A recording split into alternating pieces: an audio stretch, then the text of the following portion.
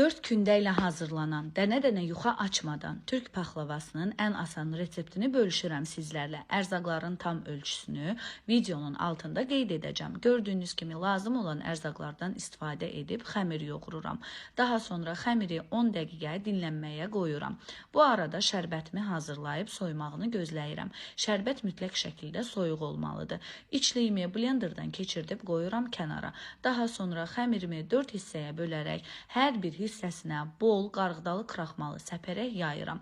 Videoda gördüyünüz kimi qıraqlarını qatlayıb konvert formasında bükürəm və 20 dəqiqə dinlənməyini gözləyirəm. Xəmirim dinləndikdən sonra 2 kündəmi videoda göstərdiyim kimi yayıram, listin formasında kəsərək listimə düzürəm. Daha sonra içliyini səpərək geridə qalan 2 kündəmi də yayıb listimə düzürəm. Sonra xətkeşin köməkliyi ilə kvadratlara bölürəm. Xətkeşin eni məndə 4 sm-dir.